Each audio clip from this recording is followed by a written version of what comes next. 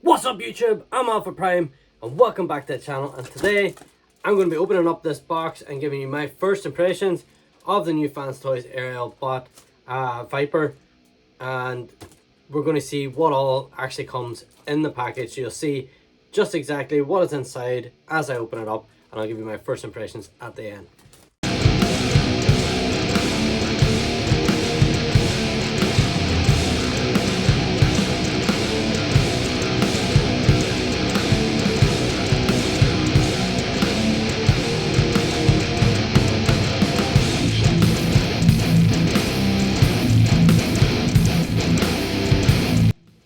So here he is, and I'll just get this tape off. I do like the way that Fanstoys sort of wrap the box in this little baggie. You know, it's definitely, they didn't have to do it, they always seem to stick it in. I really love the artwork just on the front, and the way that this is sort of raised from the actual packaging. You can't really tell from the actual box, but always love Fanstoys packaging. The artwork, as always, absolutely fantastic. Maybe one day they'll ask me to do artwork. That's wishful thinking, but as you can see, all the stuff in the back here.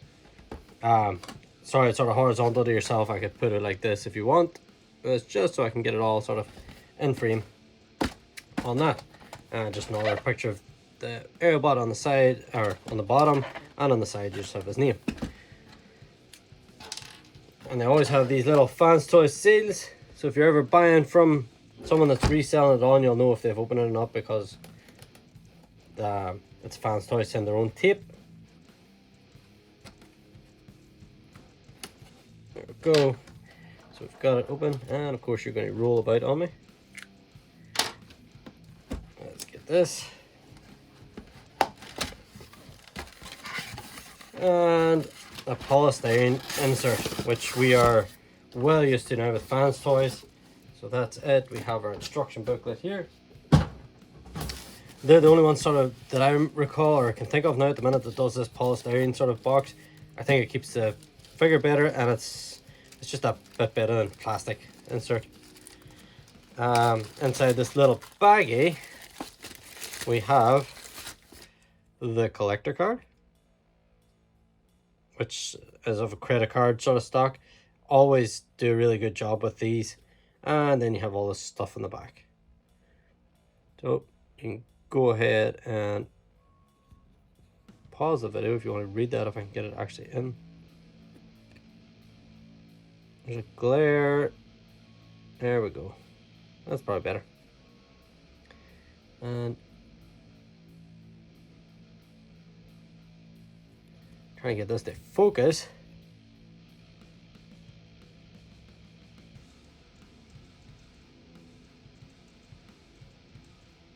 Yeah, that's not going to focus. Anyway. And then you get the instruction booklet. Now I will be doing a how to transform video on this figure. Hopefully next week I will have it out. Fanstoys is usually not too bad whenever they come to instructions. And also with Fanstoys you have your pre-set up as you get them out of the packaging. It doesn't come ready to put on your shelf. If you're that way inclined, I do like to at least transform them once whenever I get them. Depending on how hard the actual transformation is, or how scary it is at transforming it, will determine whether I actually pick it off the shelf afterwards and transform it again. But in general, Fanstoys, well, Fanstoys can be a bit hit and miss. Some of them can be actually alright, and some of them can be absolutely crazy in transformation. But they're always super good quality, good, strong stuff. And as we open it up, I'm missing a face. You see that, right? Missing a face. Not exactly the best of starts. Oh no, his face is in there. It's okay. We've got the face. It was inside the package. That's okay. happy days. So we can put this up here. I'm going to take all this paper stuff off the wings. I also like the way they do this too. This is just an added little bonus, protects the figure itself. You can see already there's not actually much I think you have to do with this figure. I think it's just really these legs you have to sort out.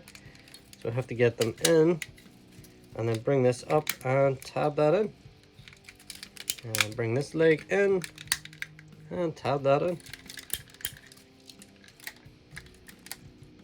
So that's the main figure. You also get, well, that wasn't exactly well packaged, but you do get this his rifle, which sticks to be casted. I'm not sure if it's painted. I don't think it's painted, but pretty standard rifle. And we also get an extra face, one extra face, and it's just talking, sort of as if he's talking or shouting, but very nice. And that's it. That is it in the box.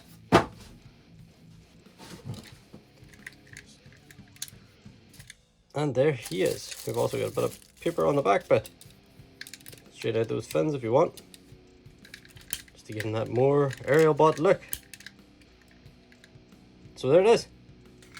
Yeah, so Fanstoys version of Fireflight, or Firefly as I would have known him as, but I think he's been changed to Fireflight. Looks really, really good. Obviously, there's no waist articulation because the combiner bit element for him, the elbow for Superion, is inside there. So, although I still think they should have had some way of being able to rotate, but I think it just extends out. They did announce that these have came sort of clear, but with the last Aerobot, they're going to give us the blue sort of covers for it, I believe. Let's see if we can do it here. The left leg seems to be grand. This one seems a little looser, but not too bad in general. Like that one's good. Nice ratcheted knees, ratcheted forward and back, so you sort of very, very limited back due to, you know, the back piece. It doesn't actually hinge out. Kind of knocked his gun out of his hand, but you get the full range going forward. Arms go the full 360, go out as far as that.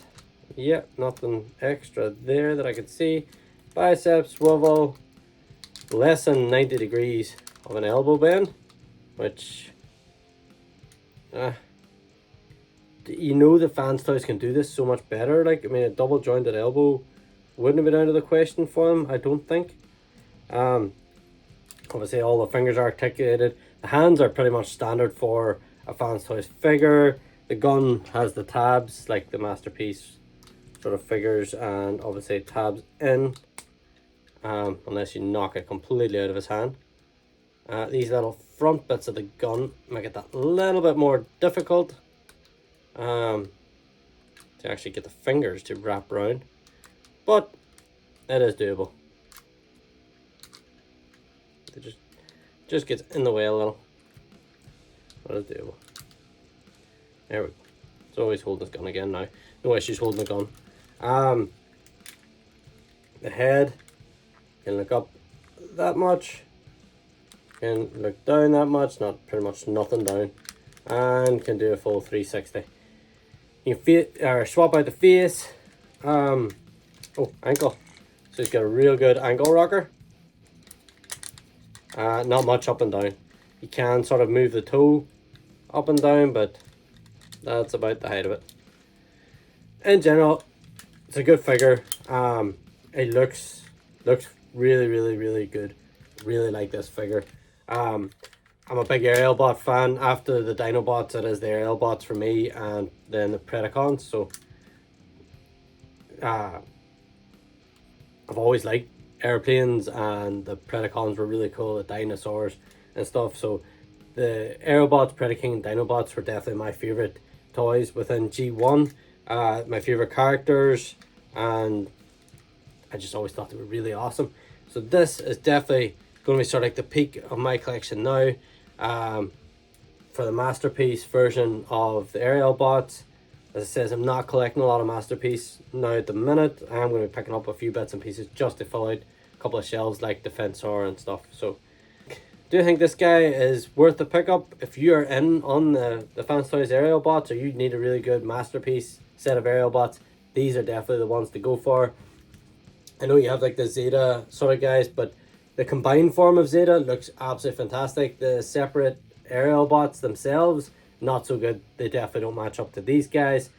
But for the likes of aerial bots, I would like to have these guys displayed in robot mode and have the combine mode. I don't do that with all the combiners, but with the aerial bots, because they're one of my favorites, definitely had to do that with them. And I don't pick up two of each of them, so I always think if there's two different companies, I'll pick up one for one and one for the other. But Fanstoys Aerialbot Viper, their take on Fireflight, definitely a pickup. There's a good bit of heft to him, more so in the feet area where he has the die cast and stuff. But it's going to be so interesting to see how these guys actually combine. Obviously all the pieces are coming with the last Aerobot, so we will have no clue until you have everything there. And they don't even give you the option to just buy the actual Aerobot, just in case you didn't want to do the whole combiner bit, because you might have the Zeta toys.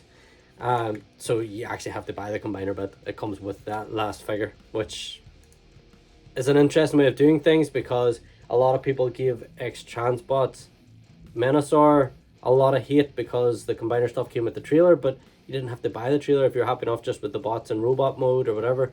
You know, you could have just done it that way. But Fanstoys are making sure that you buy the combiner pieces that they put a lot of effort and work into. That's business, isn't it? It's not so great for us fans, but they're just making sure. Be interesting to see how one of theirs actually combines. So that's it for today's video. I hope you enjoyed it. I hope you enjoyed just looking at the actual figure itself, just straight out of the box. I like doing these sort of videos because then you get my actual real thoughts and feelings on the figure, just straight out of the packaging. I haven't messed with it. I haven't transformed it yet. I will be doing a how to transform video next week, hopefully all being well. What do you think? Do you think Fanstoys are going to make a good combiner, or do you think that this could be a big fail on their part? I mean, they've took so long to get to this part. Are they scared that it's just not going to work? Who knows? Because I mean, Silverbolt is a heavy figure, and that is going to be within the torso, so it'll be interesting just to see how the actual combiner works. I'm excited for it. I hope you are too.